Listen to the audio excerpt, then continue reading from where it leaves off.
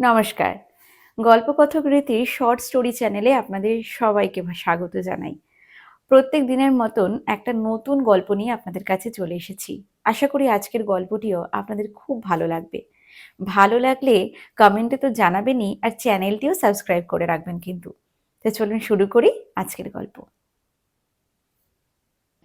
আজকে আপনাদেরকে পাঠ করে শোনাব শ্রী গজেন্দ্র কুমার মিত্রের লেখা একটা ছোট্ট গল্প, মানসিক। কারণটা আজ পর্যন্ত অজ্ঞাতই রয়ে গেল সকলের কাছে। কেন যে শ্রীলেখা অত কাণ্ড করে, অত লোককে কষ্ট দিয়ে এই রাজ্যের পথ ভেঙে মানসিক করতে গিয়ে শেষ মুহূর্তে দেবীর সামনে দাঁড়িয়েও সেই মানসিক করতে পারল না, সেই প্রার্থনা জানালো না, তা আজও কেউ জানে না।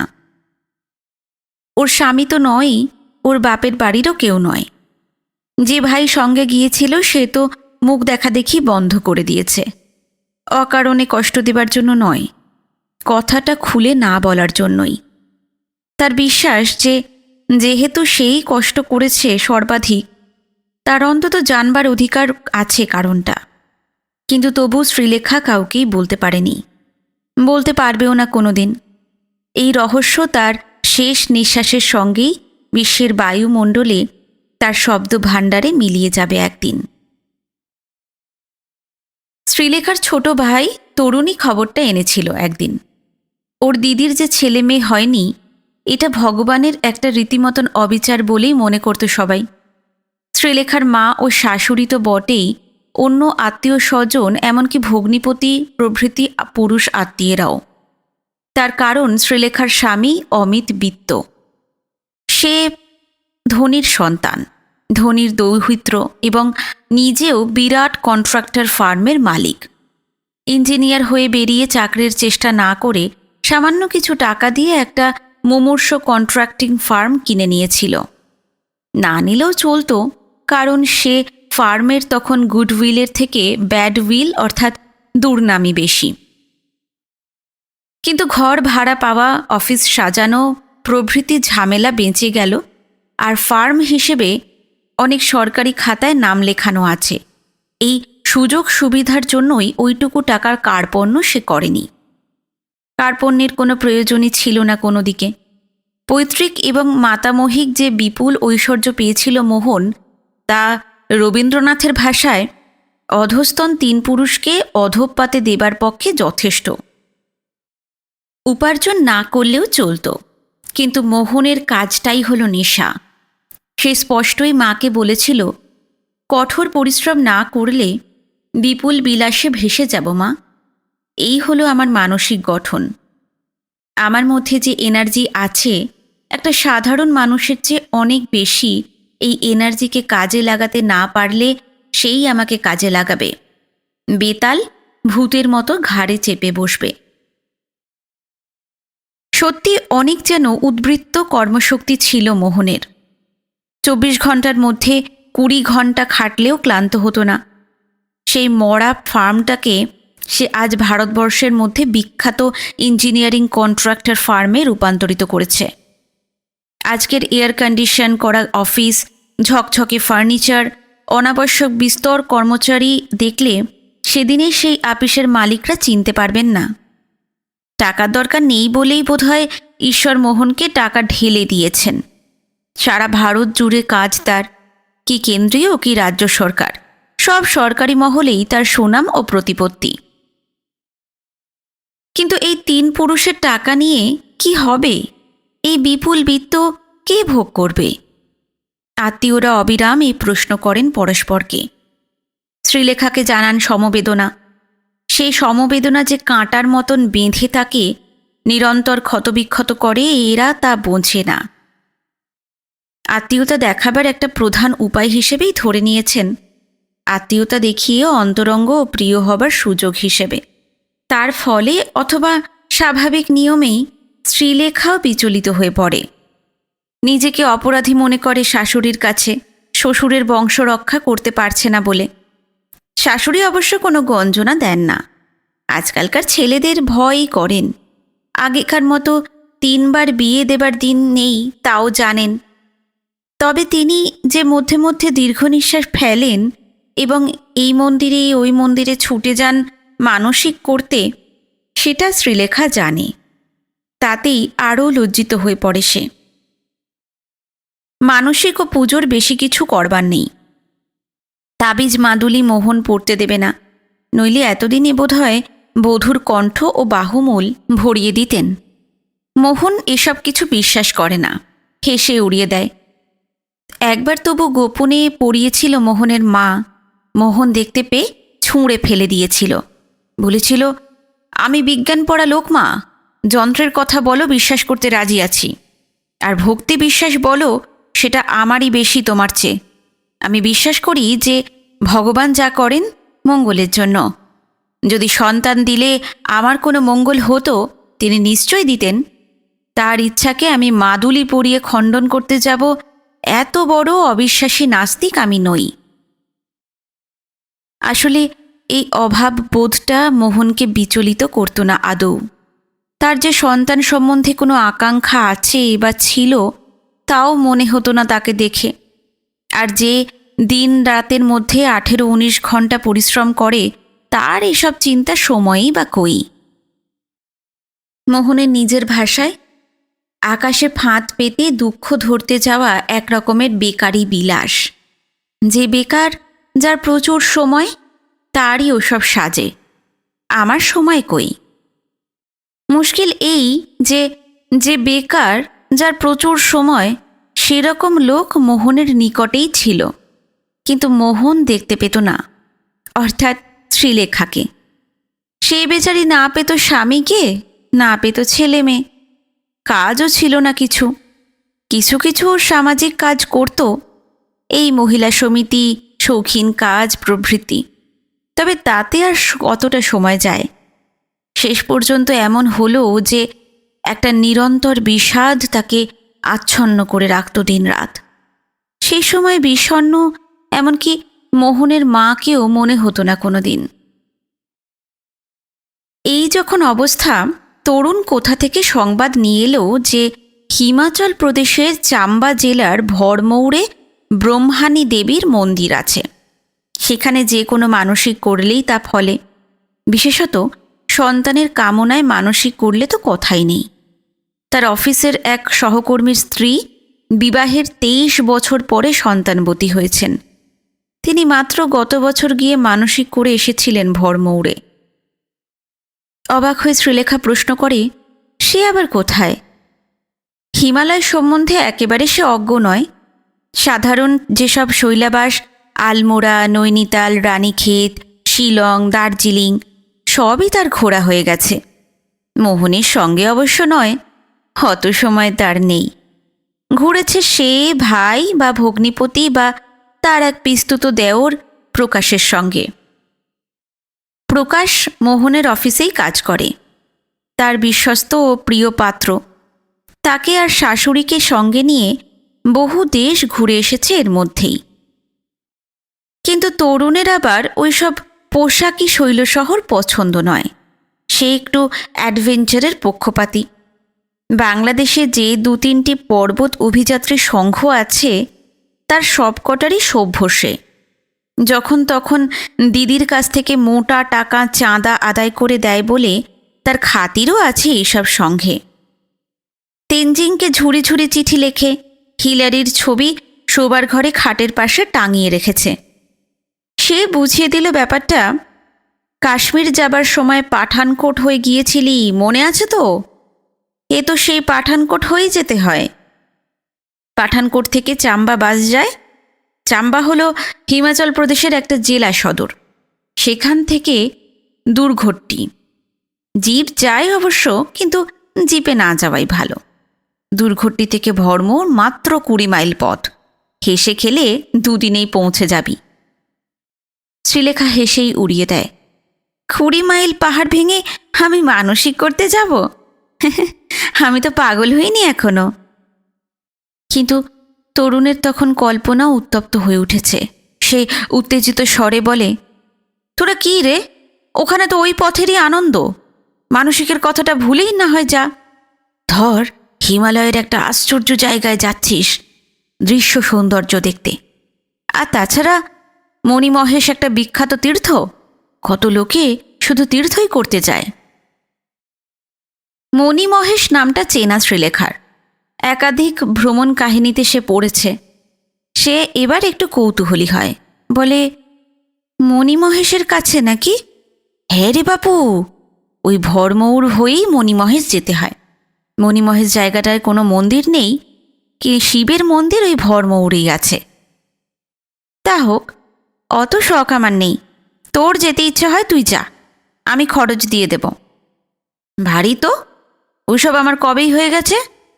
তোর জন্যই তো বলা, হিমালয় একটু কষ্ট করে না ঘুরলে হিমালয় দেখার আনন্দটাই তো বাজে হয়ে গেল। বেশ তো, হাঁটতে না পারিস, ডান্ডি ঠিক করে দেব, তাতে বসে যাবি। হ্যাঁ, বুড়ো মানুষের মতন ডান্ডিতে চেপে যাব না আর কিছু। তোর যেমন কথা। কথাটা তখনকার মতন চাপা দিয়ে দেয় শ্রীলেখা, কিন্তু কে জানে কেন কাঁটার মতন একটা খচখচানি থেকেই যায় তার মনের মধ্যে। যাবে নাকি? মানসিকের কথাটা না বললেই তো হলো কাউকে। চাম্বা তো সুন্দর জায়গা, খোকা যা বলেছে, ওকে বারণ করে দিলেই হবে, কাউকে যাতে না বলে। শুধু বেড়াতে যাচ্ছি বললেই হলো। আর বহুকাল যাওয়াও তো হয়নি কোথাও, গেলে দোষ কি? তবু একটা নতুন রকমের ভ্রমণ হবে। খোকা তো উচ্ছ্বাস করছে খুব, পথের দৃশ্য নাকি অপূর্ব, প্রায় ৭,৫০০ ফুট উঁচু। তবে খোকা বলছে সেপ্টেম্বরের মেলার সময় যেতে, তাতে রাজি নয় শ্রীলেখা। ওইসব ছোট পাহাড়ি জায়গার মেলা সম্বন্ধে কিছু অভিজ্ঞতা তার আছে, মেলাতে যেতে সে আদৌ রাজি নয়। গেলে সে পূজার সময় নাগাদ। কথাটা মনে মনে তোলপাড় করে, কিন্তু তরুণকে কিছু বলে না। শেষে ভাদ্র মাসের মাঝামাঝি একদিন মোহনকে সে চেপে ধরে, এবার পুজোয় আমাদের সঙ্গে বেড়াতে যেতে হবে, কিন্তু কোনো কথা শুনতে চাই না। যদি কাজের দোহাই পেরেছ, তবে তোমারই একদিন কি আমারই একদিন। আহা, আগে থেকে যুদ্ধং দেহি কেন? তা কোথায় যেতে হবে শুনি? কাশী না বিন্ধ্যাচল? হুম, ভরমৌ। সে আবার কোথায়? হিমাচল প্রদেশে। কি সর্বনাশ! নিশ্চয়ই যেতে আসতে 1 সপ্তাহ লেগে যাবে। বেশি। এখান থেকে পাঠানকোট ট্রেন বা প্লেন, তোমার যেটা পছন্দ। তারপর বাসে 2 দিনের পথ দুর্ঘটটি, সেখান থেকে 2 দিনের হাঁটা পথ আবার। পাগল নাকি? অত সময় কোথায় আমার? তুমি খোকা আর প্রকাশের সঙ্গে যাও, ওই সময় আবার 3-4টে বড় বড় টেন্ডারের সময়। দেখো, সাফ কথা, তোমার অনেক টেন্ডার শুনেছি আমি। আমার সঙ্গে যেতেই হবে তোমাকে, নইলে এই শেষ। আমি তোমার নামে ডিভোর্সের মামলা আনবো। কারণটা কি দেখাবে? নেগলেক্ট। হেরে যাবে, প্রমাণ হবে না। হেরে গেলে আত্মহত্যা করব। ঠাট্টা করছি না কিন্তু একটুও। তোমার অবহেলা আমি অনেক সহ্য করেছি, but there must be some limit. প্রমাদ গুনল মোহন। এত দিনের মধ্যে শ্রীলেখার এরকম রণরঙ্গিনী মূর্তি আর কখনো দেখেনি সে। একটু অপ্রতিভও হলো। সত্যি হয়তো বেশি বাড়াবাড়ি হয়ে যাচ্ছে কাজ তথা ব্যবসা নিয়ে। তবু মুখে বলল, ওই ছোঁড়া দুটো তোমাকে এমনি করেই তাঁতিয়েছে বুঝি? না, কেউ তাতায়নি। তাতাতে হবে কেন? স্বামী থাকতে চিরকাল অনাথিনীর মতন একে ওকে ধরে বেড়াতে যাব? আমার কি লজ্জা ঘেন্না নেই? এবার যেতেই হবে, নইলে এই শেষ, এই আমার আলটিমেটাম। মোহন একটা দীর্ঘ নিঃশ্বাস ফেলল। তাই হবে। দেখছি তুমি এবার অন্তত 1,00,000 টাকা লোকসান না করিয়ে ছাড়বে না। হোক না লোকসান, আর 1,00,000 টাকা তোমার ব্যাংক ব্যালেন্সে যোগ হলে কি তোমার 4টে হাত বেরোবে শুনি? ঈশপের গল্পে সেই ষাঁড়ের শিঙের মশা বসবার মতন টেরও পাবে না। এই টাকাই তোমার কে খায় তার ঠিক নেই। তুমি টাকার জন্য জীবনের স্বাদ আহ্লাদ সব বিসর্জন দিতে বসেছ। কে বললে স্বাদ আহ্লাদ বিসর্জন দিতে বসেছি? কাজই আমার স্বাদ আহ্লাদ, সাফল্যেই আমার সম্ভোগ। যাগে, কোথায় যেতে হবে? তোমার ব্রহ্মাণ্ডে না কোথায়? যাওয়াই হোক তাহলে। সত্যি অনেকদিন বেরোয়নি বটে, তবু একটু নতুনত্ব হবে। স্বামীকে আলটিমেটাম দিয়েছিল বটে, কিন্তু তাই বলে সত্যিই যে মোহন রাজি হয়ে যাবে তা আশা করেনি শ্রীলেখা। সে কেমন যেন একটু অবাক হয়ে গেল, আর সেই সঙ্গে চিন্তাটা তার নতুন একটা খাতে বইতে লাগল। এই হঠাৎ কি বিচিত্র যোগাযোগ হয়ে গেল! কোথায় কি ভরমৌর জায়গা, সেখানে অজ্ঞাত এক ব্রহ্মাণী দেবীর মন্দির, সেখানকার কথাই তরুণ তাকে শোনাতে গেল কেন? এমন মানসিক করার জায়গা ভারতবর্ষে তো কম নেই। তার মায়েতে আর শাশুড়িতে ঘুরেওছেন ঢের জায়গাতে। কোথায় সেই আজমিরে খাজা সাহেবের দরগা থেকে শুরু করে ঘোষপাড়ার সতী মায়ের স্থান পর্যন্ত কোথাও ঢিল বাঁধতে তাদের বাকি নেই। এই জায়গার কথা তো কেউ শোনেও নি। তবে কি এ ভগবানেরই নির্দেশ? তবে কি এবার এতদিনে তিনি মুখ তুলে চাইলেন? যতই শ্রীলেখা ভাবে ততই এই নবীন আশার সপক্ষে নতুন নতুন যুক্তি খুঁজে পায়। তার স্বামী যে বিপুল ক্ষতি স্বীকার করেও কাজ ফেলে তাদের সঙ্গে যেতে রাজি হলেন, এও তো এক অঘটন। মায়ের কৃপা ছাড়া এই অঘটন আর কি করে সম্ভব হতে পারে তা তো ভেবে পায় না শ্রীলেখা। এতদিন ধরে দেখেছে সে মানুষটাকে, সেই অভিজ্ঞতার সঙ্গে এই আচরণের কোনো ক্রমেই সে সঙ্গতি খুঁজে পাওয়া যায় না। ভাবতে ভাবতে কথাটা একেবারে বদ্ধমূল হয়ে যায় মাথাতে। এতকাল বোধহয় বিয়ের 10 বছরেরও পরে নতুন আশায় সঞ্জীবিত হয়ে ওঠে শ্রীলেখা। সেই বিষণ্ণ ভাবটা একেবারেই কেটে যায়, আবার যেন নতুন জীবনের ছোঁয়া লাগে তাকে। সেই প্রথম বয়সের মতোই সে ঝলমল করতে থাকে, রূপে যৌবনে রসে রসিকতায়। ওকে দেখে মোহন অবাক হয়ে যায়, অবাক হয়ে যান মা বাবা ভাইরাও। এক মনে শ্রীলেখা যাত্রার আয়োজন করে। সাধারণ লোকের যাত্রা নয়, সাধারণ কোনো তীর্থযাত্রাও নয়। সুতরাং আয়োজনটা বেশ সাড়ম্বরে হবে, সেইটাই স্বাভাবিক। তরুণ এবং তরুণের পর্বত অভিযাত্রী দলের বান্ধবদের ধরে এমনই তোড়জোড় শুরু করে দিল যেন ওরা কোনো অজানা শৃঙ্গ জয় করতে যাচ্ছে, কোনো দুঃসাহসিক অভিযানে। যাত্রার আয়োজনে যাত্রাপথের যেমন চিন্তা, তেমনি লক্ষ্যস্থলেরও। দেবীর জন্য সোনার নথ, গরদের শাড়ি, ধূপদীপ, সোনার বিল্লপত্র, কোনো কিছুরই ত্রুটি ঘটল না সঙ্গে নেবার। অবশ্যই এগুলো মোহনের থেকে গোপনে, পাছে এই পূজার অন্তরালে আর কোনো অভিসন্ধির সন্ধান সে পায়, সে বড় লজ্জার কথা হবে। ছি! পথে যেতে যেতে পথ ভালো লাগলো বইকি। গোপন আশা ও গোপনতর কামনা বাদ দিয়েও মন আনন্দের বহু উপকরণ খুঁজে পেল। রাস্তা থেকেই যেন এক স্বপ্ন রাজ্যে প্রবেশ করল ওরা। ফলে দুর্ঘটটি থেকে যখন হাঁটবার প্রশ্ন দেখা দিল, তখন না শ্রীলেখা না মোহন আর কেউই কোনো বাহন বা যান অর্থাৎ টাট্টুকি ডান্ডি নিতে রাজি হলো না।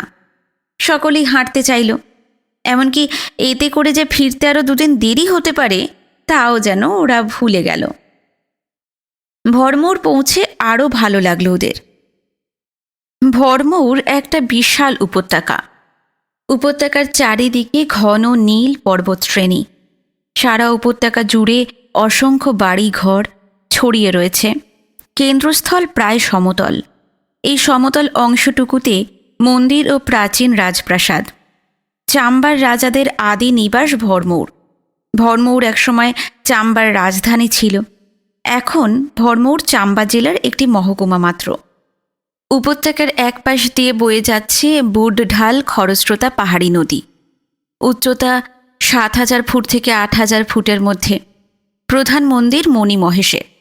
এই মন্দিরকে কেন্দ্র করেই এক কোণে 84টি মন্দির ছিল, সেই জন্য এই অংশকে বলে চৌরাশিয়া।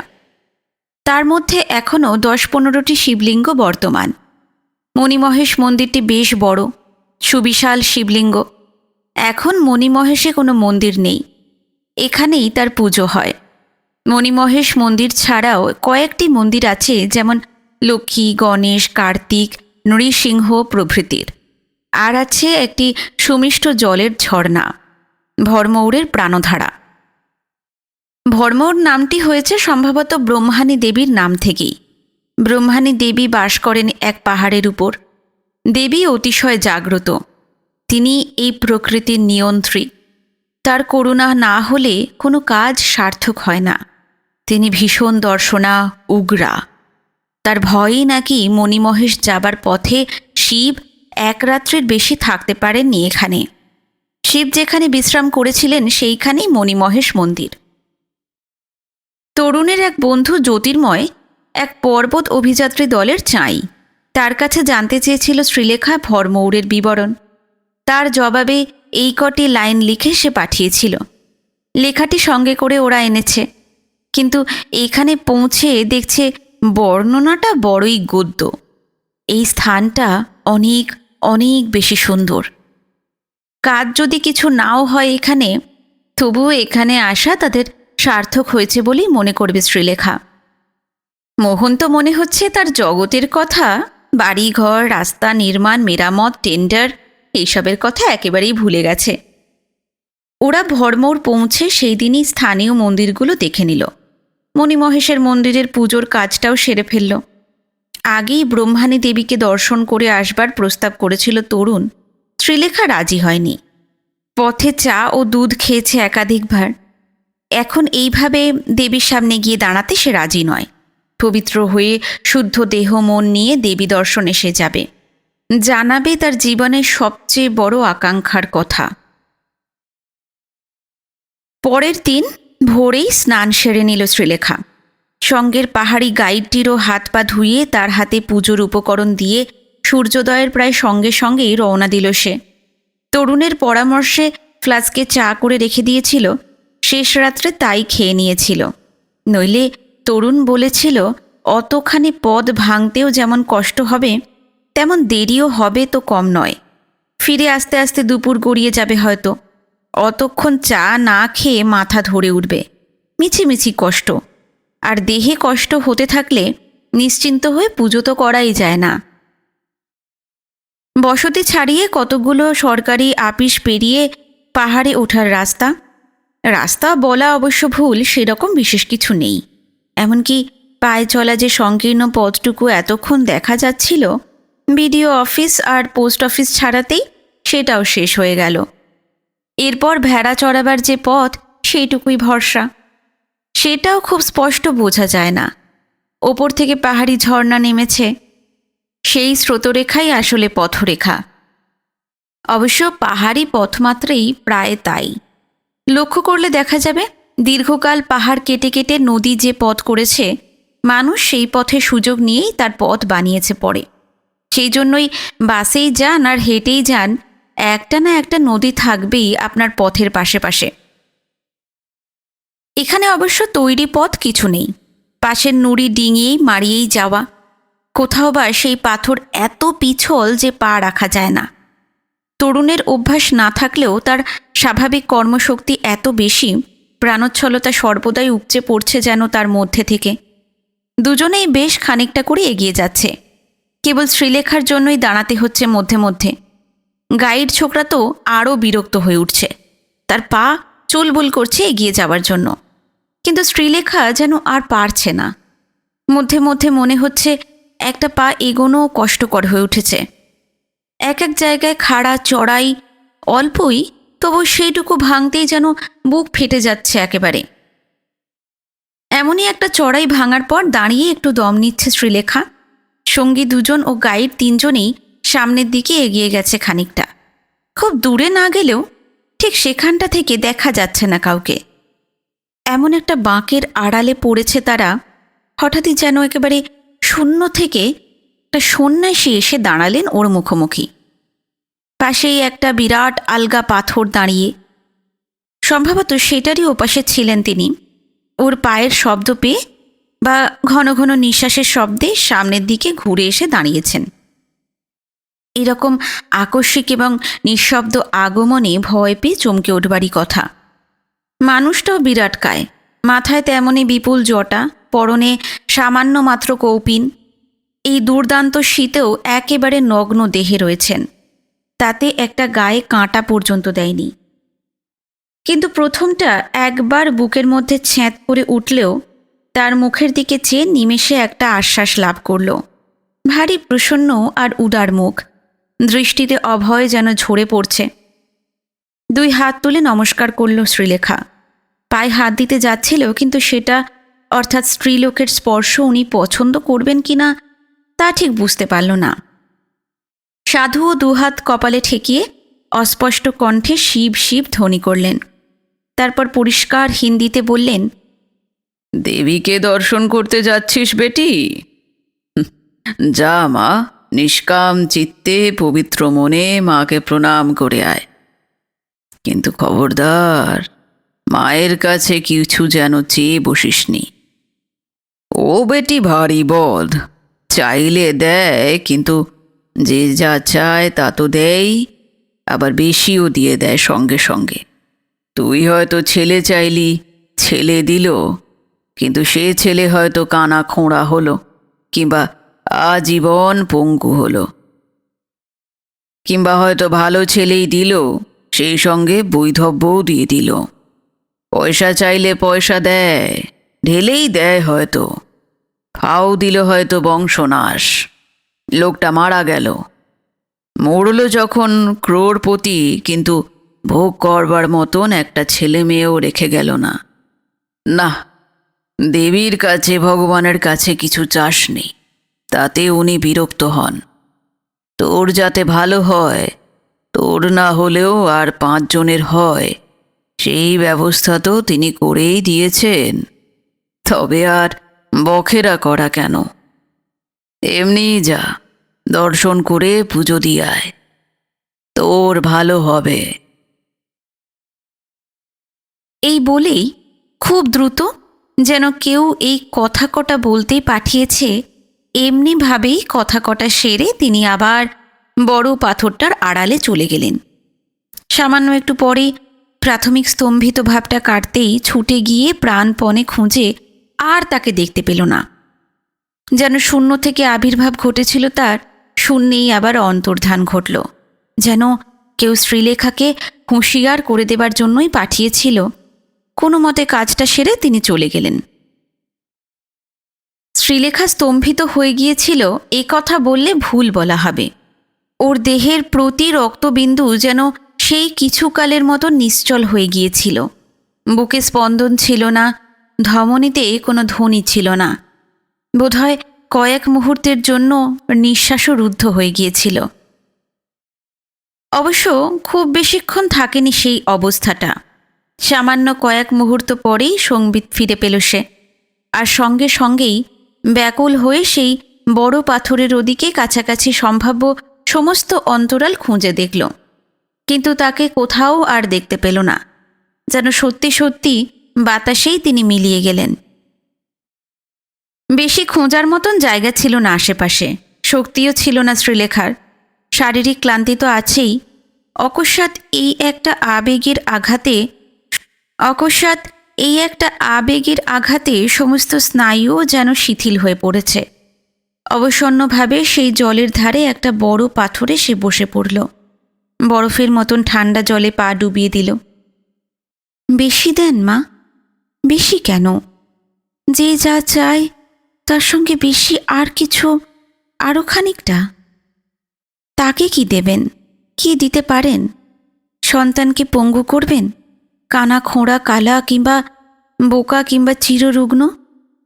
তা হোক, সন্তান তো বটে, সেটা সে সহ্য করতে রাজি আছে।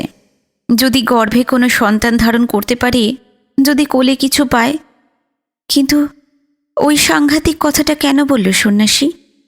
কেন কেন তাকে ভয় দেখালো অমন করে? ওই সর্বনেশে কথাটা যে কেন বলল? ওই শব্দটা, বৈধব্য, বৈধব্য শব্দটা কেন উচ্চারণ করল? মাজি থাক গে ক্যা? গাইড এসে কখন যে দাঁড়িয়েছে টের পায়নি শ্রীলেখা। সে আর একটু চুপ করে থেকে জানালো, সাব লোক ওখানে বসে অপেক্ষা করছেন, তাদের কি ফিরে আসতে বলবে সে? মাজিকে কি ধরে নিয়ে যাওয়ার দরকার আছে? না না রতন সিং, তুমি যাও, সাহেবদের বলো আমি এক্ষুনি আসছি। তাদের আর ফিরে আসতে হবে না। রতন সিং সবিনয়ে একটা সেলাম করে এগিয়ে গেল। আবার আজ যে তার বরাতে দুঃখ আছে তা তো বুঝতেই পারছে সে। মোহনের যদি কিছু হয়ে যায়, মোহনের যদি কোনো অনিষ্ট হয়, না না, সে কোনো মতেই তা সইতে পারবে না। মোহনের বিন্দুমাত্র ক্ষতি সহ্য হবে না ওর। বিশেষ ওর জন্য, ওর একটা তুচ্ছ সাধের জন্য মোহনের পায়ে কুশাঙ্কুরও বিঁধতে দিতে পারবে না। বাপরে, ভাবতেই শিউরে ওঠে তার সর্বাঙ্গ। অনেক অনেক দিন হয়েছে ওর বিয়ে হয়েছে। প্রথম দিনের সেই উন্মত্ততা আর নেই। সেই দিন রাত শুধু দুজনের সান্নিধ্য খুঁজে বেড়ানো, ছল করে শুধু বারবার দেখা, বারবার কাছে আসা, সেই দিন হারিয়ে গেছে সত্যি কথা। তাই বলে কি ওরা পরস্পরের কাছ থেকে দূরে সরে গেছে খুব একটা? না, তা তো যায়নি। এতদিন বুঝতে পারেনি, আজ পারছে। সেদিনের সেই প্রেম আজও তেমনই আছে, বরং বাইরে থেকে সেটা ভেতরে পৌঁছেছে, চর্ম থেকে মর্মে। স্বামী আজ তার অস্থিতে, মজ্জাতে, রক্তে, অস্তিত্বে মিশে গেছেন। মোহন নেই, সে আছে। না না, এই অবস্থা সে কল্পনা করতেও রাজি নয়। মোহন কর্মপাগল, কর্মযোগী, কর্ম আর উপার্জন এই তার সাধনা। তবে সেও যে শ্রীলেখাকে আজও তেমনই ভালোবাসে তা তো সে জানে। কাজ তার কাছে জীবনের চেয়েও বড়, আর সেই কাজকে উপেক্ষা করে এক কথায় সে শ্রীলেখারই জন্য এখানে চলে এসেছে। আচ্ছা, মোহনকে সে এত ভালোবাসে কেন?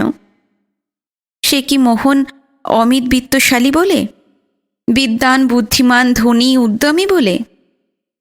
না, এইসব কোনো কিছুর জন্যই সে মোহনকে ভালোবাসে না। মোহন তো মোহনই, তার তুলনা নেই। ঐশ্বর্য, বিদ্যা, বুদ্ধি, কর্মশক্তি ছাড়াও তার যে একটা সত্তা আছে, তার আত্মার সেই মোহন রূপ দেখেছে শ্রীলেখা। সে ভদ্র, মমতাপরায়ণ, প্রেমিক, কর্তব্যনিষ্ঠ, সেই মোহনের তুলনা নেই। আশ্চর্য, এতটা যে এখনো ভালোবাসে সে মোহনকে, তা তো সেও জানত না। এতকাল এমনভাবে বুঝতেও পারেনি। এখন তাকে হারাবার সম্ভাবনা মাত্র মনে হতেই যেন সমস্ত ভেতরটা যন্ত্রণায় পাক দিয়ে দিল কে। না না, স্বামী না থাকলে এই জগৎটাই তো মিথ্যে হয়ে যাবে। তার বেঁচে থাকবার কোনো মানেই থাকবে না। দরকার নেই তার সন্তানের, দরকার নেই কিচ্ছুতে। এই দিদি, ও কি বসে বসে ঘুমিয়ে পড়লি নাকি নাকি অজ্ঞান হয়ে পড়লি? চেঁচাতে চেঁচাতে এগিয়ে আসে তরুণ। তাকে ঠেলে একেবারে কাছে এসে দাঁড়ায় মোহনও। উদ্বিগ্ন সস্নেহ কণ্ঠে প্রশ্ন করে সে, ফিলিং ফেন্ট? না না, কে বললে? ওসব কিছু না, চলো যাচ্ছি এবার ঠিক। শ্রীলেখা উঠে দাঁড়ায়। সত্যি জোরে চলতে শুরু করেছে সে আবার। ওহো, অত আর ক্যারদানি দেখিয়ে দরকার নেই। এই দা, আমার হাতটা ধরো দেখি, আমার হাতে ভর দাও। মোহন তার কনুইটা এগিয়ে দেয় স্ত্রীর দিকে। আরে না না, ওসব কিচ্ছু না।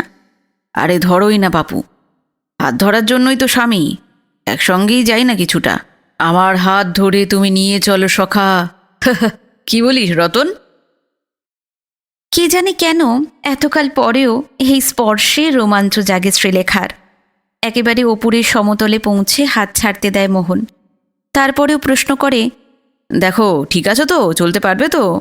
হ্যাঁ হ্যাঁ, ঠিক আছে, তুমি এগো, আমি এই কুণ্ডের জল স্পর্শ করে যাচ্ছি। ইচ্ছে করেই বোধহয় পিছিয়ে পড়ে সে। খানিকটা অযথা বিলম্ব করে যখন মন্দিরের সামনে পৌঁছয়, তখন মোহনের দর্শন হয়ে গেছে। সে এদিক ওদিক ঘুরে একটা জায়গায় ঘাসের ওপর বসেছে।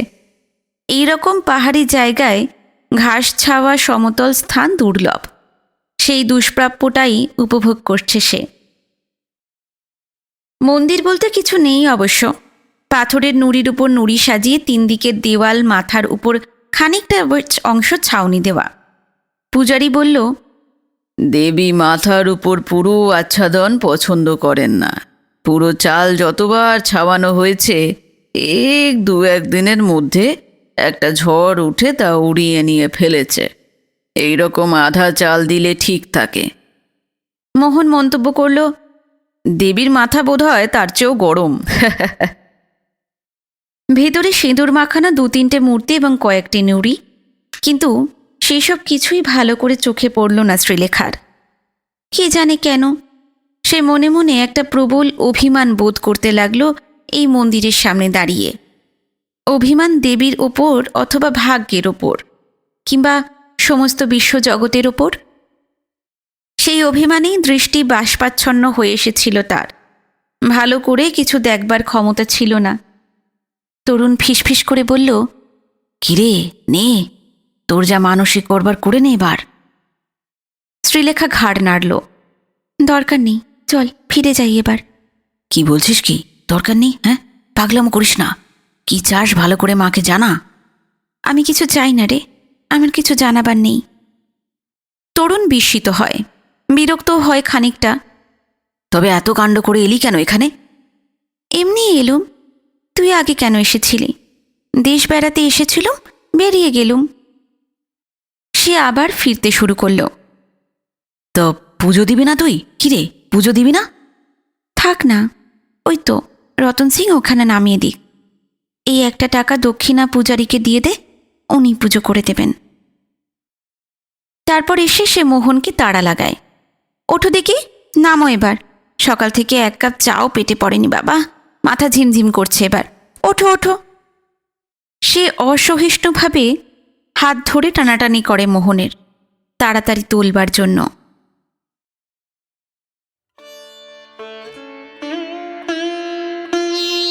আজকের গল্প আপনাদের কেমন লাগলো অবশ্যই জানাতে ভুলবেন না। কমেন্ট করবেন, ভালো লাগলে ভিডিওতে একটা লাইক দিতেও ভুলবেন না। আজকে যারা নতুন এসেছেন, গল্প পাঠ ভালো লাগলে চ্যানেলটি সাবস্ক্রাইব করে রাখবেন। আজকে এই পর্যন্তই। নমস্কার, সবাই খুব ভালো থাকবেন।